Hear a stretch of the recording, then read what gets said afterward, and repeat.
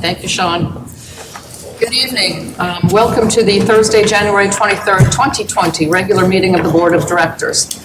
I'm Kathy Baum, President and Apartment Owners Representative.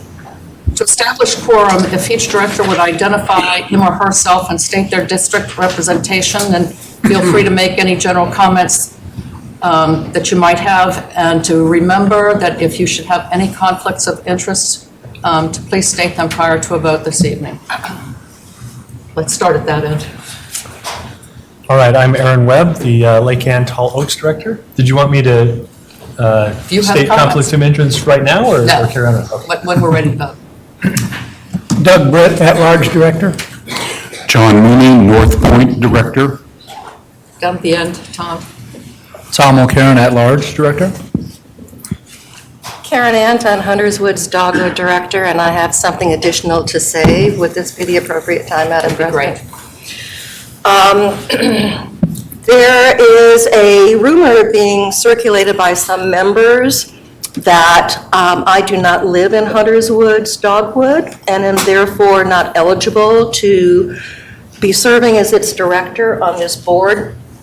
I just want everybody to know that there is absolutely no truth to that rumor. I have owned and lived full-time in my house at 11714 Dry River Court since 1989. Thank you, and I'm sorry that was necessary. And the rest of us are sorry that that was necessary. I'm Julie Bitzer, and I represent South Lakes District. I got everybody. Let's start with staff down that end, please. Anthony Champ, General Counsel. Larry Butler, Chief Operating Officer. Christina Easterly, Board and Committee Liaison. And Hank Lynch, CEO. Okay, we've established quorum. We have staff at the back. They'll be coming up at various times during the evening. I want to remind everyone, both members of the board and the audience, that our meeting is live streamed and viewed by members, staff, and others with interest in our organization. Please be sure that any comments you make during member comments are based on facts. I need a motion to approve tonight's agenda. So moved. So moved. Who's second? Second. All in favor? Aye. Any noes? Any abstentions? Motion carries.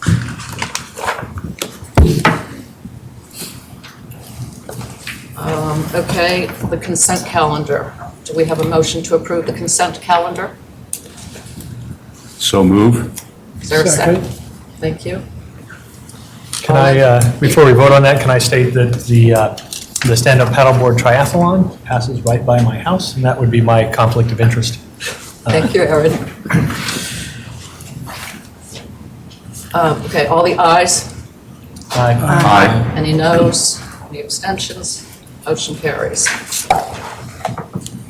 Okay, at this point, I'm going to kind of interrupt the meeting. We've got a little awards presentation for the Bowtie Theater at Reston Town Center, and they couldn't be here this evening, but Ashley, who's worked with them, is going to accept this. I expect you to order it.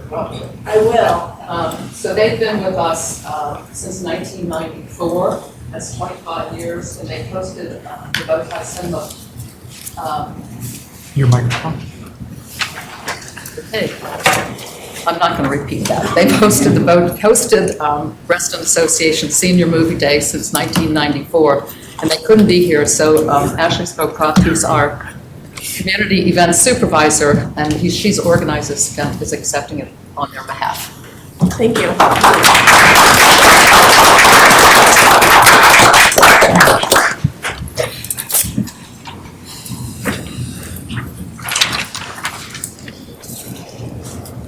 Okay, moving on to member comments. As a reminder, individuals have 3 minutes to speak and organizations have 5 minutes. General Counsel is keeping time, and when you come to the podium, please state your name and address. The first on the list is Barry Laurent.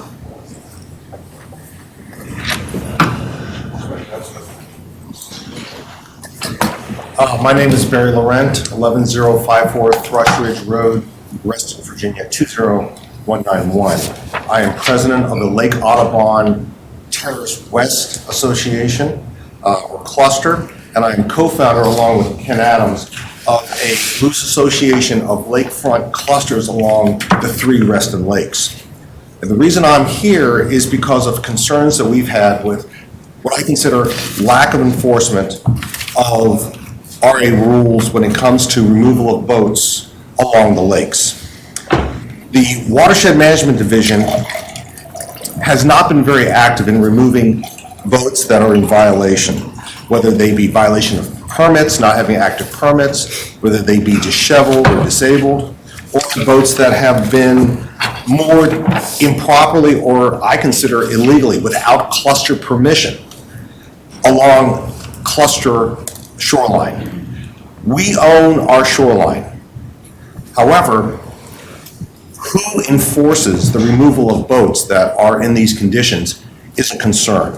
And I've been working with Will Peterson on this, and he's checked with legal to find out what role does Reston Association have, which has ample manpower and legal authority to investigate whether a boat can be removed versus what a cluster can do to remove a boat.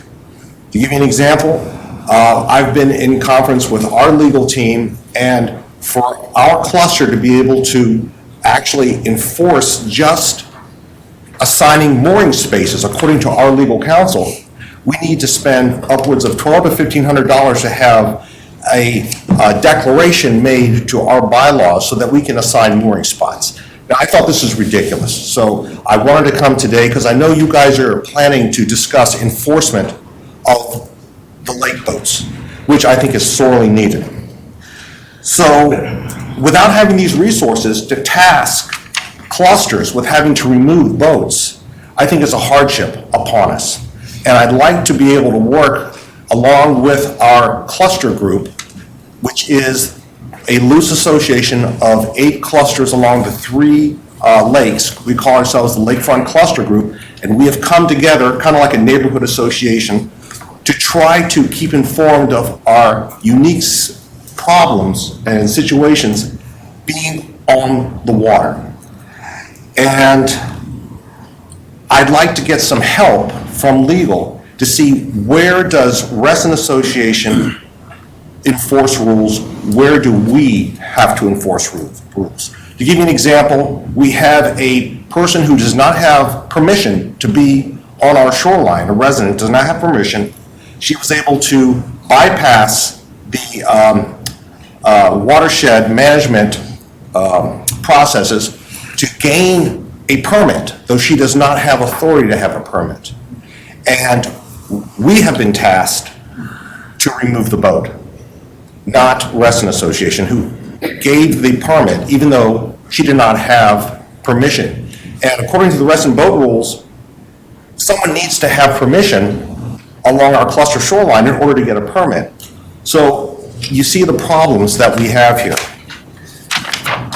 The other thing that I need to talk about is the guidelines say that as clusters, we can establish policies.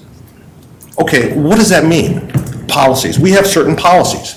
For instance, we have a policy that if you want to apply for a mooring spot, you have to be paid up on your dues, because we don't think it's fair for someone who's delinquent to be able to gain a mooring spot when someone who's been paying faithfully is on a wait list because that person has used that spot. And this gets into a problem with legal, because our attorney has stated that we cannot enforce who gets what spot. It's considered common property, like a parking lot space. And so for that reason, I need some legal help from you guys to find out what flow down we have to do as a cluster versus what you guys will do. And since my spot is up, I will now yield to the next person. Thank you very much. Thank you. Yeah. Thank you. Thank you. You do know that the gentleman down at the end there, Anthony Champ, he's our legal counsel, right at this end here. I kept looking at it, you know that? Yeah. I kept looking at Will at the Next back. on the list is Ken Adams. How about in the parking lot? All right, that's nice. I'm in the Prius. Good evening, everyone. I'll talk fast here. The 3-minute clock is running. I'm Ken Adams at 11447 Washington Plaza West on Lake Ann. Full disclosure, some of you know I'm also on the fiscal committee, although my comments here are probably not related to fiscal matters. I'll save those for later. I'm here to talk about boats and lake enforcement. And I want to second the comments that Barry just made. As Barry mentioned, we're working together, a bunch of us clusters, and I think we feel we have very similar issues when it comes to RA enforcement. And we see on the agenda tonight is Resolution 2. Quite frankly, I couldn't figure out exactly what the changes were, and there's a lot of red lines and cross-outs, but I think Barry and I and all our clusters are hoping that there's going to be some level of increased enforcement and some changes result out of that help us. I think maybe some real-life examples. Barry provided a few from his cluster. On Lake Ann, we've had a boat that's been in violation for several years. It's basically sinking. It's an eyesore. We've got numerous complaints. And as cluster president, I wrote a letter to the boat owner, and he ignored it, didn't respond, hadn't paid the permit fees for 2 years. So our letter demanded a fix. All that was ignored. And I want to point out this is a violation not just of our cluster policy, but RA policy as well, which says that all boats must be maintained in sound structural condition, and this one is clearly not. And so I think what disappointed us is upon contacting RA in late September, we were told, and I'm quoting here, "We cannot provide you guidance on how your cluster should handle this situation, and we would recommend contacting your legal advisor." And I think I can probably speak for, I don't like to speak for all clusters, but I really don't think any of us have the financial resources to hire high-powered, expensive attorneys and enforce these rules, particularly when they're RA rules as well as our own rules.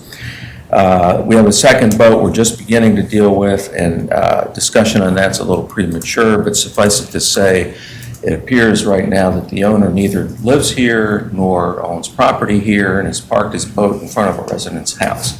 So it seems like a clear case. If we're ever going to remove a boat, this would seem to be the one you would go for. And I'm frankly hesitant to write a letter mentioning that because it could be an idle threat. I don't know if we're going to have the support to do that or if that's a feasible thing, at which point the violator just kind of laughs at you. So, yeah, you're going to remove our boat. Sure you are. So we're a little bit hamstrung there, hamstrung on all that. And hopefully that gives you kind of a picture of where we are on Lake Ann. I think we face similar issues that Barry mentioned, and we just are hoping for a little bit stronger, better enforcement effort in this area. If Resolution 2 does the trick, we'll be more than happy. And I think my time is probably almost up, so thanks for the opportunity to speak. Perfect time. Good job, Ken. Yep. Thank you, sir. Tammy Petrine.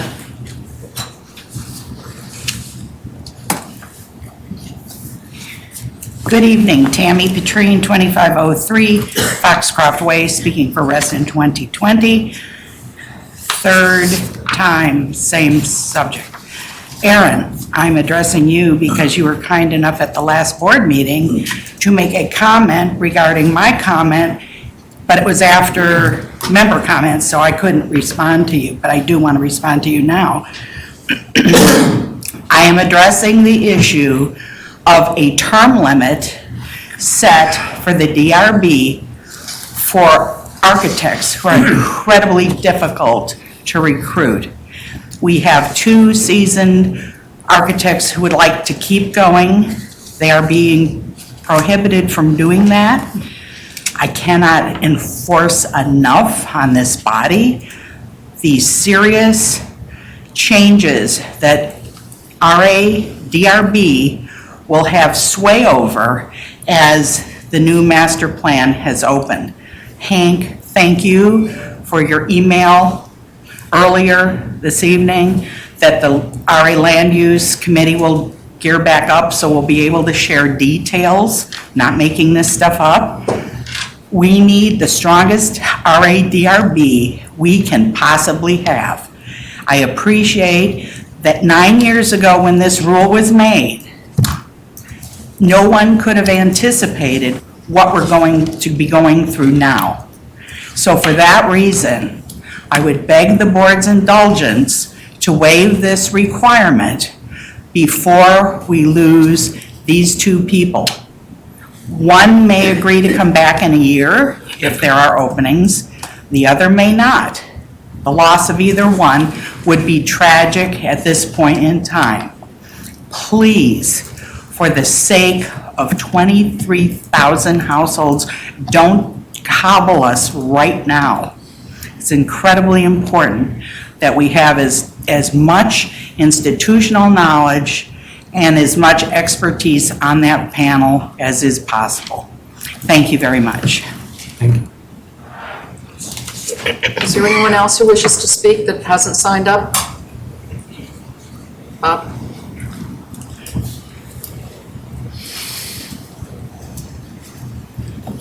Excuse me, Bob Petrine, 2503 Foxcroft Way. At either the most recent BOC or BGC meeting, Director Bitzer raised the issue of conducting a review of the Stone Turn report, and I wanted to respectfully request that the Board of Directors conduct not only a review of the 15 recommendations that were made in the report, but to expand that review to include the entirety of the internal controls and the internal controls environment that exists within RA. The general statement was made in the report, and I quote, "There are no documented internal control processes or procedures maintained by the association, though there are control processes and procedures in place." You wouldn't get a clean opinion on your audit if there weren't. So there are, I'm not suggesting that there aren't, but there should be written controls that should be reviewed periodically for, number one, their existence, secondly, their comprehensiveness, third, their accuracy, and their relevance. You may wish to change those controls. And they should be periodically reviewed by someone other than the person who is responsible for the control. And lastly, that adequacy of those controls should be periodically reported to the board. This is not a board responsibility. This is a staff responsibility, and it should percolate up to the controls environment. An assessment of the controls environment should percolate up to the board and not down from the board. Such a review would be devised upon the importance or criticality of each of the controls. Tiering by relative risk would ensure the most critical or riskiest areas are reviewed most frequently, but would also allow for all controls to be periodically reviewed along a number of years. Thank you very much. Thanks. Thank you. Is there anyone else who would like to speak? Okay, member comments are now closed. Christina, you are next. Just want to remind everybody that if, in our listening audience, if you are planning to run for the Board of Directors, the deadline is tomorrow night at 5 o'clock. Get it in. You're on. So these materials were approved at the October Elections Committee meeting, and they will be updated with the actual candidates once we have those. Okay. Did anybody have any, Karen? I have a few comments. First of all, there's a pretty big typo in here that may be a carryover from last year, but in the how to vote section where there's the bar that says your vote is important, important is misspelled.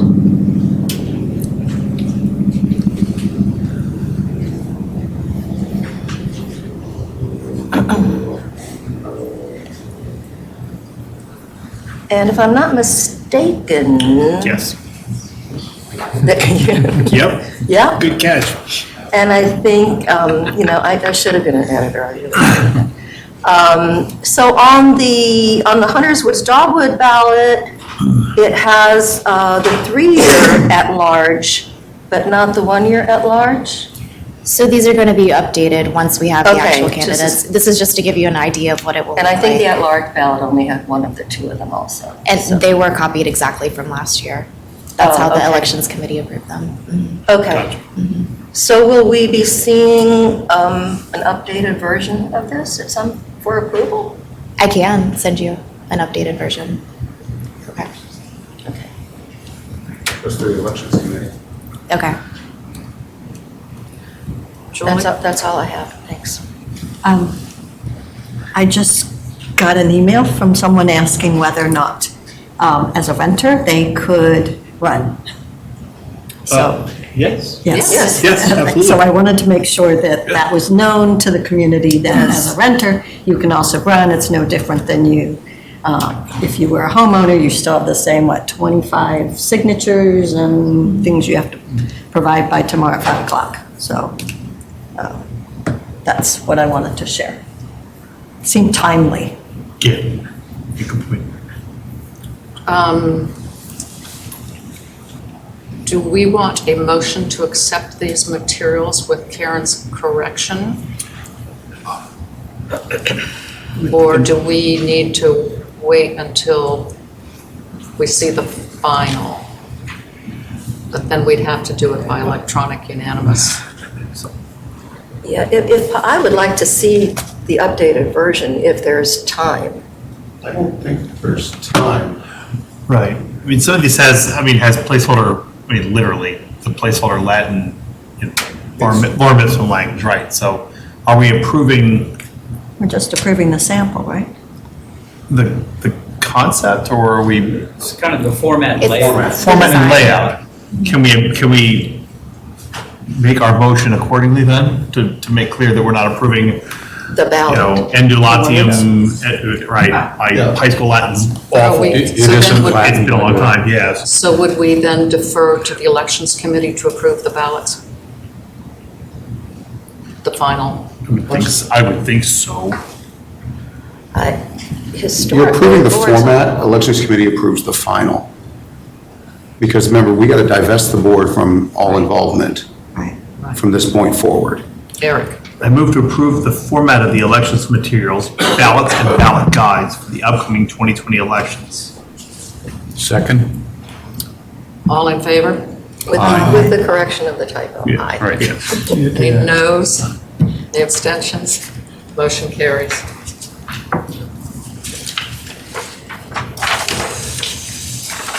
Treasurer's report. So this will be brief. I think all of you know we've had some technical difficulties with member suites and the assessments and such. We don't have financials for this month as a result. We run a lean operation here at RA, and as a result, our finance staff has been involved in that. Given that there are no financials, I don't have a specific report per se. I open it to the board you can play stop and jump and ask me questions. Otherwise, I would move to go on to item G. Anybody have any comments? Just a question. To the extent that you've seen any reports, have you seen some reports from this year? Not enough to really have an opinion about it? Yeah. The one thing I would normally comment on at this point would be dues collection. Obviously, December looked good, and that's a conversation we've had the last couple of years of what does the end of December look like and how do we budget for that? That looked fine. Right now, I don't, and I wouldn't want to put some words out there. I just want to make sure that next month, and I don't care what staff has to do at this point, but we've got to have financial statements and in time for all of us to review them and for the fiscal committee to review them. So you heard me loud and clear, right? Yes, ma'am. Okay. Next is the online assessment payments and convenience fees. I think as was just mentioned, we've had several glitches with member suites. Our IT director has been working with member suites to try to work those glitches out. It's turned out to be a little bit too complicated to get done in the near term. So they had a workaround, which is going to use our web track, which has been up, and I've kept, I think, the board informed with emails. Web track is up and running right now, and is taking payments. So from that perspective, we're doing fine. I just got a report from finance that shows us in comparison to where we were last year on taking in assessment payments. We are pretty close. We're a little bit off last year, mainly because by about $200,000. But it's would have changed if we got a check for over $400,000 from apartments yesterday. If we had booked it, would have changed that. It doesn't get booked until tomorrow. So the truth is, we're kind of on the same path as we were at this time last year. Despite the fact last year we sent out invoices about a week sooner than we did this year. Invoices went out on the 10th of December in 2018. This year they went out on the 17th. The only other thing that really stood out in the report was that people were indeed having challenges with WebTrack, and so they were sending checks to what we call our lockbox. So the lockbox payments were greater this year than last year. We don't think there's going to be any additional issues with WebTrack. It's working fine. I've heard from several people that have used it and are paying their assessments. So I don't think there's any. I don't think we're having more hurdles through the rest of this payment season. And the vast majority of payments typically come in February anyway. So we're in good shape from that. Anybody have any questions? The only other thing that I would share with you about the convenience fee, I think there were some questions about the convenience fee and why it's being charged. I shared all the materials with the board online about the decisions that were made, I think prior to my arrival, about paying the convenience fee. Essentially, just to kind of talk in generalities, Reston Association has been paying around $100,000, a little bit more annually, to give for people to have the privilege of paying their assessments and other things using a credit card fee. I believe it's the fiscal committee and the board a year or so ago decided that we need to try to catch up on some of this cost. And so the finance department did some analysis, reached a conclusion that $2.95 would be the right fee to charge. For those of you who are merchants, you do understand that there are rules that are set, and what you can charge and can't charge and how you can charge it is set by Visa, or the credit card company. So we're following all those rules. And right now we're collecting, I believe it's going to be close to $35,000 in payments through to offset some of our costs. As we get through the rest of this year, go through the budget and see how it's playing out, we may have a different recommendation going forward as how to collect credit card fees and what fees should be charged. But we have to follow the rules and regulations of Visa. So unless there's some specific questions about that, I've provided the material, and that's kind of where we are. John? Thanks for your summary, Hank. Just so those members listening are aware of it, we've been having dialogues with the fiscal committee recently with Dave Kerr, the chairman, and one of the things that I found helpful in your dialogue as you shared it by email is that Visa rules don't allow us to use a percentage charge, but we have to do a fixed fee. Is that correct? That's indeed correct, and you can't call it a surcharge. Again, Visa does not want you to see this as a penalty because they don't want to discourage people from making these payments. The payments and the charge that Visa charges the merchant, which in our case would be us, RA, is based on a couple of factors, one of which is the amount of the amount being charged and the credit rating of the individual it's being charged to. So the scale slides. So what they do allow you to do is set a fixed fee for transactions that are not your normal transactions, meaning if the majority of people, which they currently do, pay by check or come into our member's office and pay, you cannot charge a fee for that. You can only charge a fee for those services that are not your normal way of generating revenue. And currently, right now, about 60% of the revenue that comes into the Reston Association is either paid through check or is paid by people coming into our members' office. And it's only about 40% that's currently paid online. We would like to make that more so, more people paying online, because we think it's more convenient for them. But that's the situation right now. Right. And I think that's important because when we rolled this out, the board said that what we want to try to do is recoup the cost, the 100,000, I think 104 last year. Yes. 104,000 that we spend to allow people to use credit card to pay their bills. And what we've encountered is this limitation of Visa. So if people say, well, why aren't you recovering more? It's because of this limitation by the card company. But I trust that fiscal committee and staff will continue to talk about how we can improve that to meet our goal of recouping at least a greater part of that loss. Yes. Eric? One of the things I want to amplify in what you said, one of the questions fiscal committee had was, if you pay it online, which is a low-touch, low-cost method for RA, you are charged a fee that $2.95. If you come into member services and say, here, I would like to give you my assessment of my card, and they run your card and they do all that, you're not charged a fee. And on fiscal committee, we explored this. We said, well, that's kind of counter to what we really want, right? We want high-touch member services to be for high-touch interactions, not for paying your dues.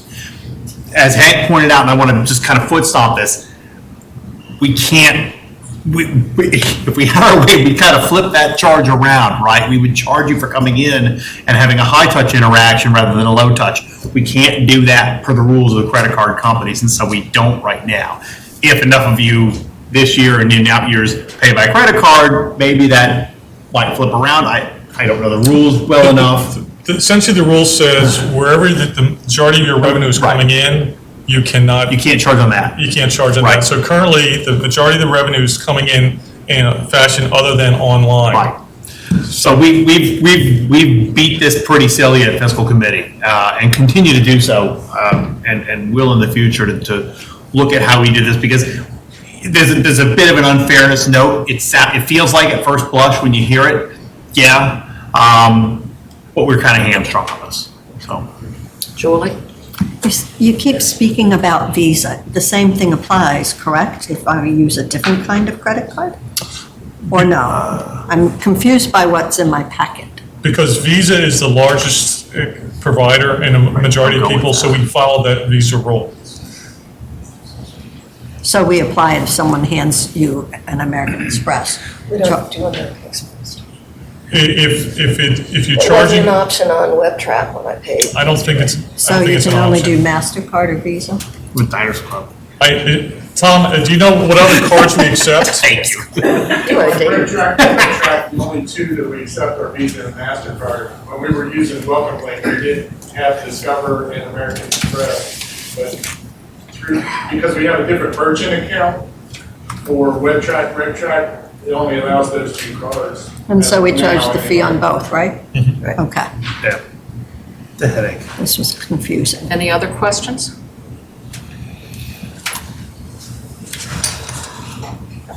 Okay.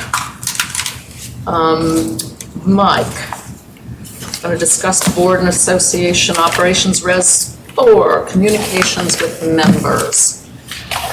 And this got onto the regular agenda at Bach because some of us were questioning some of the things that were being removed and whether or not they philosophically should be removed when we hear that members don't feel we communicate well. So I'll let you start. Sure, good evening. As you mentioned, Madam President, I know a number of questions had come up at the BOC meeting specifically related to the annual report, which used to be produced. And so what I wanted to do is just give you a little bit of background about why the annual report was discontinued, and actually the last issue that was printed, so that you have some background on it. The resolution, the updated change to the resolution does include an annual report. We can talk about that in a moment. But essentially, the last annual report that was actually printed in this format was back in 2014. Actually presented at the 2015 annual members meeting. I joined RA in June of 2015, and at that time, the previous CEO had indicated that we would no longer continue to print a costly annual report, primarily at the request of the board. In terms of distribution, we produced about 1,000 copies from what I can tell from our records. About 1,000 copies a year were produced. We distributed on average about 100 copies in a year, about 70 or so at the annual meeting, and then they would be in our member services area, so if members came in, they could take one, but realistically, the number of these that we distributed on an annual basis was really small given the cost, and something of this magnitude and quality, you're probably looking at about a $4,000 cost to actually print this. The last one in 2014 was 39 pages, which is a pretty significant annual report. So what we were requested to do as we eliminated this annual report was to find another way to deliver the content and information typically found in this report through the annual members meeting. So those of you that have attended the meeting know that we spend a significant amount of time as part of the board president's remarks at the annual meeting, really delivering a state of the association. So what we do is we talk about the highlights of the past year, the accomplishments, the challenges. So we try to deliver a lot of the content that would be typically found in the previous printed report verbally as part of the meeting. We've also added video elements as part of the board meeting, the annual meeting, again, to try to capture a flavor for what's happened over the past year. We've also, much of the content that's actually was found in the past issues of the annual report, we actually deliver in other ways. So approximately 10 pages of the 2014 version, for example, highlights and recognizes our volunteers and their volunteer service. We actually produce a separate booklet, program booklet, as part of our annual volunteer service awards that actually provides that same information. We've also, when we were producing Reston Magazine, we were also doing a spread in the April issue of Reston Magazine that contained the same information. So what we've tried to do is capture a lot of what's typically in the annual report and provide it as part of the annual members meeting and through other publications or venues like the website throughout the year. So the content's there, we've just been delivering it in a different format. Again, at the request really of the board and the prior CEO to reduce the expense of producing a printed publication. So is all of this on, like Andy Siegel made a presentation last year. Could I go onto our website and find it? Your remarks, or, well, actually, we live stream the annual members meeting. So that annual members meeting is actually archived on our YouTube channel. So if somebody wanted to sit through and watch the annual members meeting and listen to your remarks, those remarks are available online. On YouTube, but I'm saying on our website, is there like a written document that somebody could go to find? If I didn't want to sit and listen to YouTube for 20 minutes when I could read it in 5 minutes. I mean, I'm just trying to get this resolution straight, because it's, if we found substitute ways to do things, I'm fine. Like, and I don't know about anybody else, but I am fine. I just want it to be in the resolution properly written. That's what caught my concern before. Yeah. Up to now, we have not, for example, uploaded what would be your remarks from the annual members meeting.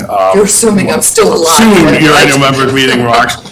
We could certainly do that. We could certainly go back over the last few years. We've got copies of those remarks, and we can certainly provide them and post them online.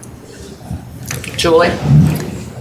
I likewise had a bit of discord to read something that seemed to say we were not going to provide an annual report. And to me, it wasn't necessarily a paper document or a glossy report, and I do remember those back in 2014, but rather something that kind of was a State of the Union, the end of the year. Here's kind of what we did over the year as an organization, and here's what we look forward to doing. And I would like to see that documented and be able to be retrieved at will on our website. So I don't know if that's where you're headed in terms of an alternative method of communicating with our members or not, but that's what I had in my head. Well, I think one approach, and Hank and I were talking about this, we have a new strategic plan. Yes. That's in place. So there's an opportunity to take that current, the new 2020 strategic plan, have that be the framework by which we report out annual information tracking against the strategic plan. So now that that strategic plan is in place, we have mechanisms, metrics, and benchmarks that we can be tracking in 2020, so that for the 2021 annual members meeting, we prepare some sort of digital version, a digital type annual report that captures the progress the association's made in 2020 around that strategic plan. That might be one way to address it without going to the expense of necessarily printing anything. Yeah. There could be something available that can be downloaded off the website if somebody wants to print it out. Just a suggestion for a way we may want to approach it moving forward. Karen? Could I see the 2014 report? Sure. Absolutely. Plenty of copies available. You retrieved it from the archives. Just want to refresh my. So can you tell me a little bit about why we don't do the cluster exchange newsletter anymore? To my knowledge, we haven't done it. All the time I've been here, we've not done a cluster newsletter. I can't tell you when the last time one was published, but one has never been published in all the time I've been here. Not even aware that we've ever done them. Well, all I can tell you is we have complaints that clusters are not informed of what we're doing. So We have hired a new cluster we have a new cluster person. representative. I think any way that we can communicate with the clusters. I attend DRB meetings, covenants meetings, legal committee meetings, and all I ever hear is, oh, I didn't know that was the rule. Electronic is fine. Yeah, email it to the, I don't know how anybody else feels, but I think this needs to go back for more work and clarity with keeping member concerns about communication in mind. Julie? I guess I'm agreeing with you in that I understand the desire to take out the things that we're no longer doing or we weren't doing. That kind of flies in the face of, we should have been doing, why weren't we doing it? But I would rather see something that comes back and says, we're taking these out, but we're putting these in to address our two-way communications issues and the things that we might do. So I think even tonight, Mike, you've shared some creative ideas just on the annual report, and I'm certainly seeing much more in the social media space that we're doing, but perhaps covenants and DRB staffing might have some ideas on being more in touch with the clusters that you could incorporate into here, and maybe it doesn't specify a such and such named newsletter, but speaks to the goal. John? I like Julie's idea. Many wonderful things can be done in the recitals, the whereases. So even as we take the cluster newsletter out of the body of the resolution, I think we could have a general whereas saying that we the board and we RA, aim to communicate with various levels down to the individual members, but including clusters. And I want to talk about cluster because many of us on staff and on the board are very concerned that we are not working with this obvious ally of RA, which are the clusters. And many problems occur at the cluster level, like especially with We heard about boats, Yeah. lakefront. Boats, design guidelines generally. It is a natural channel for communication back and forth. So perhaps a whereas kind of listing our intent to enthusiastically pursue better two-way communications at various levels and include clusters and other parties like that. Today, we don't specifically have a cluster newsletter, but I will tell you that a lot of information that's relevant for clusters, we include in RA News. So for example, recently, if you read RA News, you're probably aware that there was an article in there about the need for clusters to provide insurance information to RA. There's That's information. the Friday news blast, when you say Yeah, RA yeah, News, as you're well referring to the as Friday well blast. as, design standard update information and trying to get clusters to update their design standards.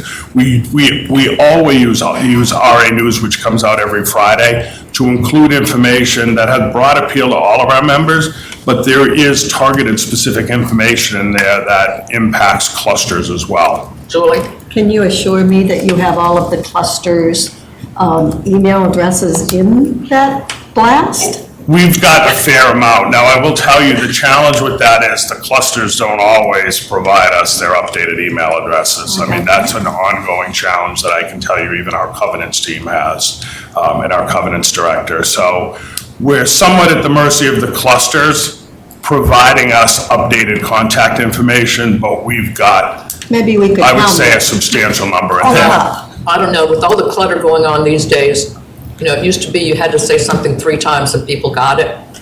Now I think it's 7 or 8 or 9 or 10 times before it, gets through. So any way we can. Eric? Yeah, 2 quick thoughts. First of all, agree. We can't over communicate, right? You can't say things enough to people. Second of all, past cluster president, I don't know that I would have looked at RA News to find that. I would have looked at it to find, P&Z stuff, pool renovations, things like that. I don't know that I would have done it with my cluster hat on. I don't know if that makes sense, but cognitively, I don't know that I would have sat there and thought, well, Eric, resident is reading this, not Eric, cluster president. With a new cluster representative, maybe some thinking here, something can't communicate enough, something, and I'm not saying let's revive the cluster newsletter as it's written here in the resolution, but something there where we can kind of get aggressive again. Just to bring up some speed, we are indeed adding additional staff to covenants to address cluster communications. One of the other things that they're going to be doing is bringing back, right now they're planning on a quarterly kind of listening session like they used to have, where they would invite the clusters in to bring them up to speed. They're also talking about doing that with real estate agents as well, similar to what that we used to do. So Anna is not here tonight to talk about the other things that they are indeed doing to improve communications, but by adding the staff, the idea is to start reaching out to the clusters as opposed to waiting until the clusters come in and point out a challenge for us. So that's the direction they're headed this year. Good.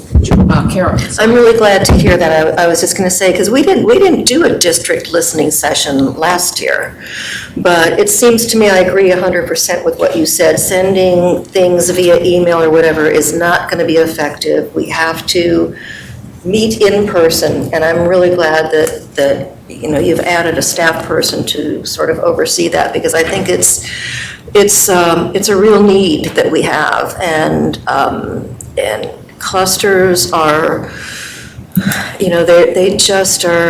they're confused, they don't know, they have all sorts of questions, and it's sometimes hard to get answers. So, I think if we can actually, go to the clusters or invite them here, or however it has to happen, but it would be an in-person information exchange. Doug? Let me just add that as a member of the Environmental Advisory Committee, the issue's come up many times as a conundrum, how we get information to the clusters, because in the RACER report, we make recommendations for the board to act on. We have recommendations for staff activities. And we have recommendations for individual homeowners and what they could do, suggestions, guidelines, and policies. And we keep thinking that some of these are good guidance and policies that should be implemented or used by clusters as a whole instead of individuals. And how do we do that? How do we get that word to the clusters? So anyway, it's come up over and over for the last couple of years. Tom? In our previous meetings, we talked about how the IT was basically starting all over, in the website as well. And I think a vast majority of the people that live here, points 2 and 3, dealing with the quarterly newsletter and the clusters, if we had something geared towards pushing people towards the website and actually had somebody who's going to do what we're talking about, have an exchange, have that person dealing with that, we'd have much more success, because most of the people are not looking at whatever the paper is. They're not going to look through it, and they look at the website right now and go, what's going on? But we're working towards building that up, and if we can push those points, I've been on my cluster board for over 10 years and have no idea what's going on with Reston, typically in towards the coordination between the two. So we need to use that asset that we have that we're hopefully building. Julie? I do want to give kudos to Anna and her team and adding the person. One thing I've noticed in reading the panel discussions from the DRB, having that focused session that seems to, the focus is on the clusters and helping them get their standards. So I think that is helping, but I think Tom's idea of having a kind of a landing site that's for clusters and the blogs or whatever on the renewed website would be a great thing. Okay, I'm going to move to send this back to staff. You've heard all of our comments. The most important one being communications with members should be a priority throughout the organization. And see if you can come back to us with something next month. Second. All in favor?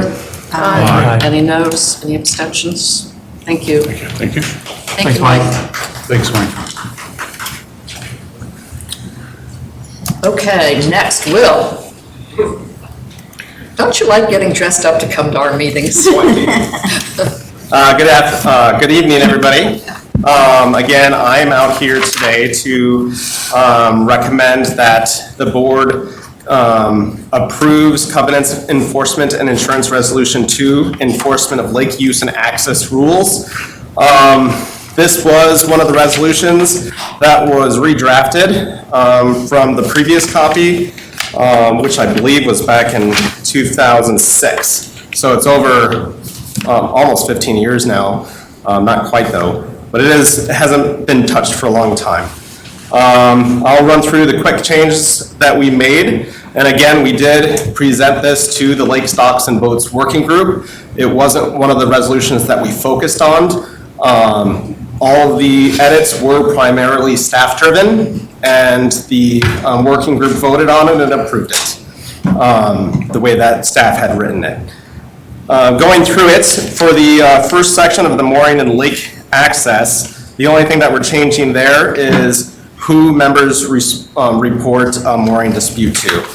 It was previously attention to Larry Butler, Director of Parks and Rec. That position, or he's no longer in that position, and it's not quite as, the better fit would be the watershed manager.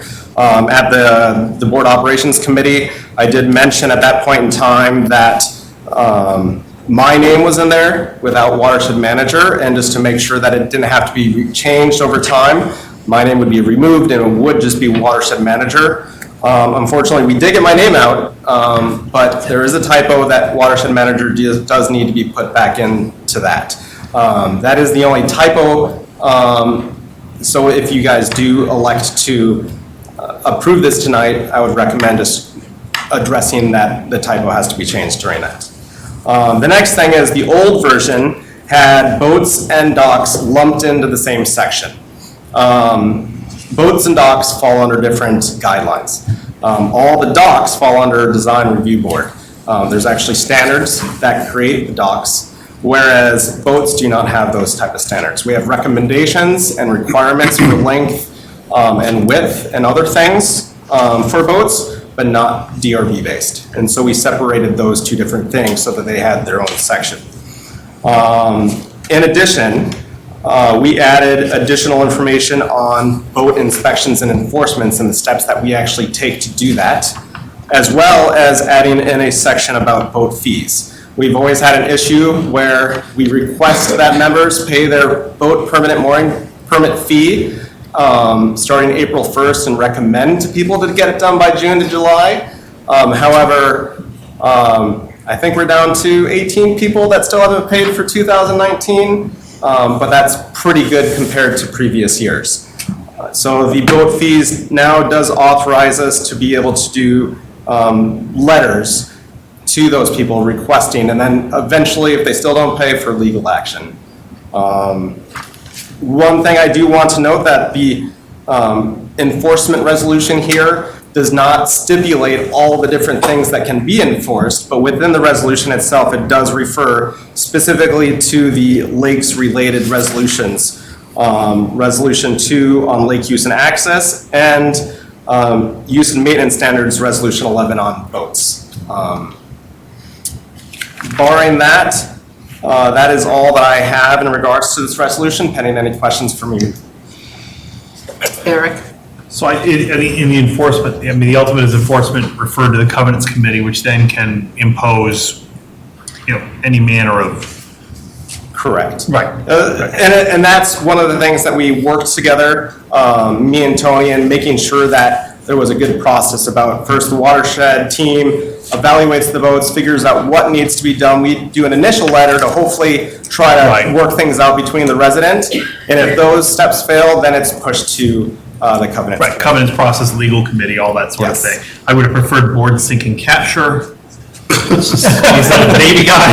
This is board sink or capture, that's usually how you deal with wayward vessels. They do make good but that's fine. This is probably 9 votes. Mine probably doesn't. It's all right. Go ahead. Boats are under covenants, Yeah. docks are under DRB in terms of enforcement. You just sack docks. That's fine. That's not exactly true.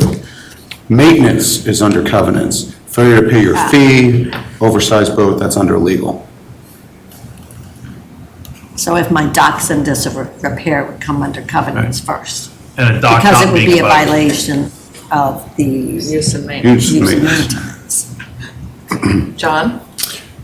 2 questions, one small and one larger. Well, in section, what is it, B7, what is it? B7? The violation. Right, violations. So it's a referral to the covenants committee. That section had included a subsequent referral to legal. I don't see that subsequent referral there. I may be missing something. Where? Covenants can refer to. Covenants, the reason that was taken out was for simplification. Covenants follows its own procedure. They come in, they send you a notice of hearing. If you don't cure it after that, they refer it to legal. So it was duplicative and we didn't need it in there. Okay, but de facto, there is a procedure that could lead to a referral to legal. Absolutely. Okay. The larger question is, we heard several speakers today talk about what they would like us to do. Is any of, to what extent does this revision address or not address their concerns? So in regards to the enforcement of those actions, I've been working with both of those individuals. For the poor condition boat one, that actually was sent to the covenants committee for action, and I informed them of that as well. In regards to the one about the homeowner, I just recently found out, and I am working with them, and I'm just waiting to find out specifically what boat they're referring to, and I will be taking action on that boat as well. But this document is more or less the enforcement process. The resolution specifically for boats addresses all the things that we can enforce. And those from the draft that you guys approved in September do refer to those new things.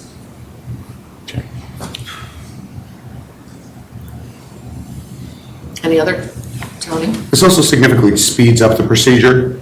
Before it was formalized like that, it was first letter, second letter.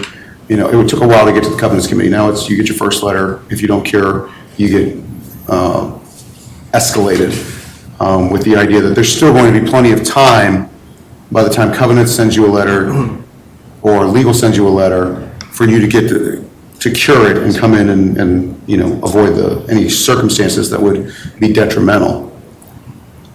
And just one additional comment, just in particular in their situation for that particular boat owner, the one that was in poor condition and sinking.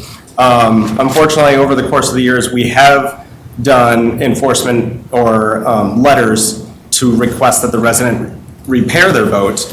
That resident would respond, not necessarily sending us a letter or saying, hey, I fixed it. Sometimes he would, but that would just be bilging out the pontoon. So we would go out there, it would look fixed, and then we would get contacted later on, oh, his boat's sinking again. And so the most recent action that we've incorporated into the letter is addressing the fact that he was fixing it temporarily, but a more permanent action needed to be placed on his boat. Fix implies a permanent. Yes. Yes, sir. I would also, just as a reminder of what was discussed at Bach and as to the directors that weren't there, our boat guide is not up to date. And that includes all the resolutions we passed. So I would request a 60-day stay on enforcement under these documents with approval tonight so that we can promulgate a new boat guide, make everyone aware of, you know, the new rules of the land, and then begin enforcement again. There is precedent, as we did it with the working group, and so I would request a subsequent motion, assuming the board adopts this tonight, that stays enforcement. Karen? Would that boat guide address the issue that was brought up tonight by one of the members with the confusion about cluster authority versus RA authority? How can The boat guide, instead of having people dig through all the different resolutions, it's kind of a quick facts kind of packet that says, hey, welcome to Reston, here's all the things that are associated with the lakes, all of our rules are associated with XYZ resolutions, here's some basic information on what you need to know to purchase a boat. What if you have a kayak or canoe? You don't have to buy a permit for those, it's a free permit, it's got all that basic generic information. It's strictly for the boat owner? Yeah. Correct. So is that part of the welcome packet, or? We are working, so lately when Covenants has been telling me, it's only happened a couple times so far to my awareness, but whenever I find out that there's a new homeowner, I do my best due diligence to try to contact that individual and provide them with that information. Why wouldn't we try, if this is all new policies, new stuff, to distribute it to any lakefront owner? Yes. You're not just new people, right? Correct. There wasn't a good process previously to, whenever there was a new person identified, to make sure that when they purchased a house, because a lot of times there would someone who would buy a house, buy a boat, then we would find out that they bought a boat, and we're like, oh, you can't have that boat. So we're trying to get that packet to them earlier in the process with working with Covenants and DRB specifically. But once all the guidelines, all the resolutions are drafted and or completed, I am going to be forwarding those to all the cluster representatives that I have for the lakes. What about single-family people? As well. Yes. I'm a lakefront owner. All lakefront owners, yes. Because once again, it goes back to our communications. Communications, exactly. I just, this is changing. Julie? So the stay of enforcement, and you can get the new boat guide done in 60 days, and then it would fall into a communications plan to disseminate that you would be working with Mike, Leon, and Hank to accomplish that. Is that what I'm hearing? And it sounds like it would make sense that when we know a new home is purchased that has lakefront access, they would also have that information available to them. Yes. And I assume when you do the real estate agent sessions, that they would be equally provided with that documentation. Okay, I'm going to move to approve the amendments to the Covenants Enforcement Insurance Resolution as presented with the correction to the watershed manager address, as well as the stay of enforcement of covenants resolution for all new matters arising under the revision for 60 days. I'd like to second it as the Lakes, Docks, Boats Working Group Liaison. There you go. Any more discussion? Plano. Well, Madam President, Yes. just as a reminder, if anyone had a conflict of interest that they might want to voice before voting. Here we go again. I'm on the lake, I own a boat. I'm on the lake, I own a boat.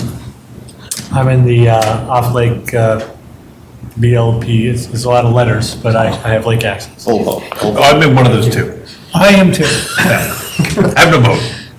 I am not. Okay, who doesn't have a conflict? I can see the lake.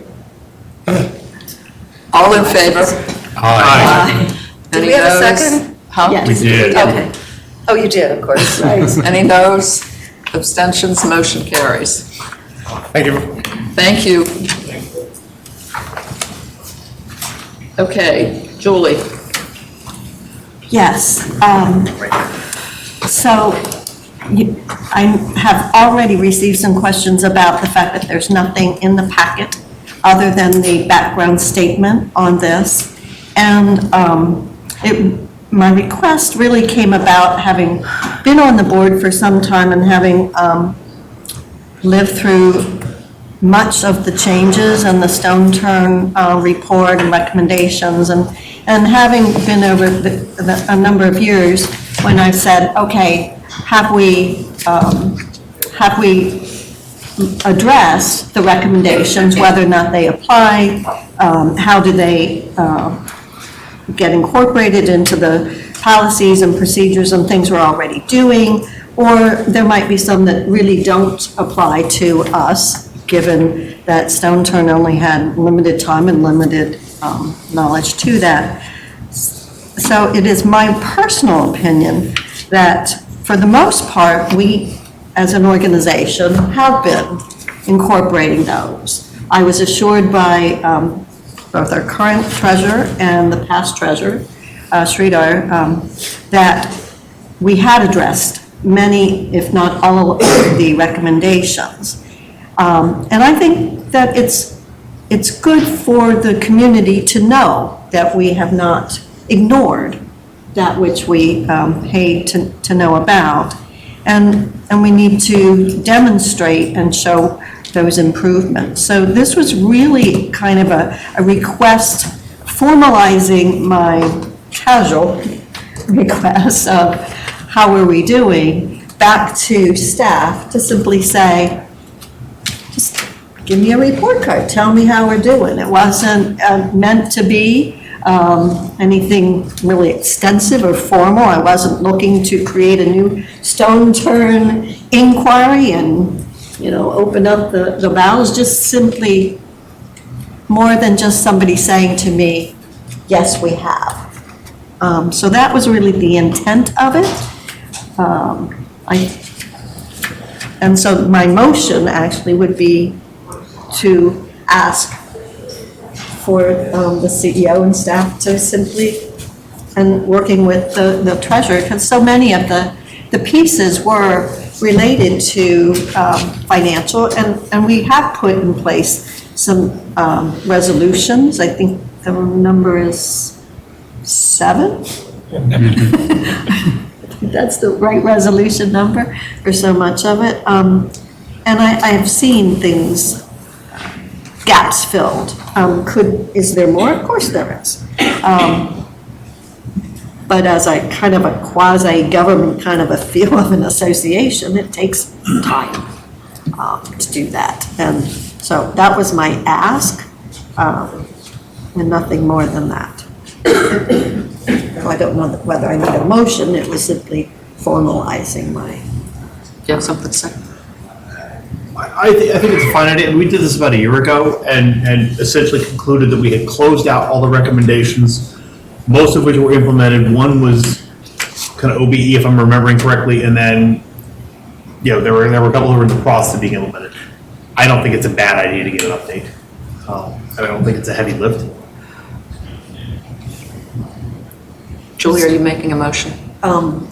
If we need it in the form of a motion, then yes, I would ask that. You know me, I don't like it when somebody says, I'm suggesting. If it isn't in the form of a motion, it doesn't ever happen. Which is why I had to go to podcasts. So yes, I would like to make a motion that we, as Board of Directors, receive an update on our actions to the 15 recommendations of the Stone Turn Report. Second that. Discussion? Do you want to establish, discuss a time frame here? February? Certainly, yeah, we'll give you an update. February, That's part of your motion, that right? is part of my motion. I might have to So for the figure out next how to board restate meeting. it, yes. Just for clarification, you're just asking us to tell you where we are with the 15 goals that were identified in the recommendations in the Stone Turn Report. We had a chart previously where we just refreshed that so we can see what we're talking I have about. it. That's the one, yep. Yeah. Okay. Okay. Any more discussion? All in favor? Aye. Any noes, abstentions, motion carries. Julie, you're on again. No. And this one is my most favorite topic in all the years I've been on the board. But I think the time has finally come together. We've gotten a number of things, data points and whatever. So what we have, I'm looking at Larry because we have attempted this idea before over the years. But I would like in this coming year, within this coming year, that we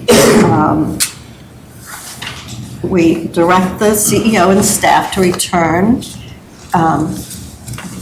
well, let me do it this way. What I want accomplished in 2020 is a facilities evaluation, so that by the time we get ready to do the biannual budget in 2021, 2022, the board has the data that they need in order to make some of the potentially hard choices that we might have before us in terms of matching our membership's desires to the dollars that we have available to us. And the reason I think this timing is perfect to do it in this coming year is we have our updated reserve study that just had been accomplished. So we've got that data point. We have the data point from the brand study. Thank you, Hank, for getting that done this past year. So we have data there. We have a good amount of data now with our tracking system when people go to the pools and they swipe and whatever in the tennis court. So we can get data that says this person is using this pool, but they actually live on the north side, but they're coming over to the Glade pool, to use it. So you can kind of be able to begin to look at that. We are going to have the experience of the Lake Thoreau decisions coming up and going through that process of what's right there. We've got the background from the Hook Road working group study that we had done as well to kind of help guide us. And the last time this kind of work was reviewed was 2005, right? When we hired a consultant to help us look at this. If you look at our strategic plan, it's goal number 7 clearly stated that this is something that we find very important and we need to do. And I think it matches right with the timing of the strategic plan, of the 2022 strategic plan. So we want to answer some of the questions that say, is RA providing the appropriate types of facilities, the appropriate number of facilities? Are those facilities meeting our members' desires in their play and live? Maybe not the work part. Unless we get Wi-Fi at the pools, I'm all in. I can take my computer there and I can work there. And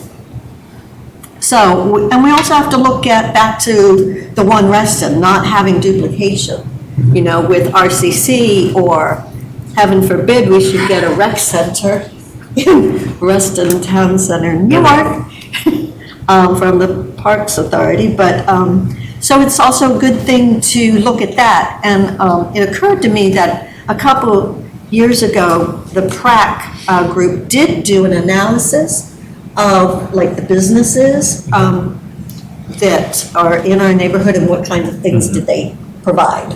You know, so that is still pretty timely. I thought of that later, Larry. So anyways, anybody wants to read the couple pages that's also in the board report, it is a good page and a half, about the justification. But what I'd like is for the CEO, which is back to my motion, I'd like to direct the CEO and staff to return to our February board meeting with the recommended structure, plan of action, and timeline to conduct this facilities evaluation in 2020. That's my motion. By way of Seconded. discussion, Hank, is that a doable timeline for you? Yes, we can get a structure, yes, we can put a plan together and have it back at the next board meeting in February. Right, not a study, plan. The plan, right. Yes, yes. Why don't we, Yes. here's what we're A going to. plan and how we're going to do it. How First we're thing, gonna do it, Amen, right. amen, yes. Plan how we're Because going to we're do going to it. be in the midst, I Right. think, of some of the Lake Thoreau activities. So Yep. coming back with a plan and then to be able to kick that off and begin it and complete it in 2020 would be my goal. We'll do it. Right, Mr. Pinkman? He's our PRAC chairman back there. Is there any more discussion? All in favor? Aye. Any noes? Abstentions? Motion carries. Thank you, Julie. Oh, Okay, I'm going to move to go into executive session to just, yes, Larry. Can I just make a follow-up comment on that? It has nothing to do with the motion. I want to announce also that the first meeting for the Lake Thoreau project, for the renovations and whatever that may entail, is going to be on February 11th here at the RA Conference Center at 6:30. And our design and planning consultant, Kimley Horn, will be going over the opportunities and constraints of the site, as well as giving our members the first opportunity to share their ideas. So February 11th at 6:30 PM right here. That was it. Okay. I'm going to move to go into executive session to discuss matters of a personnel and contractual nature. Second? All the ayes? Aye. Noes? Motion carries.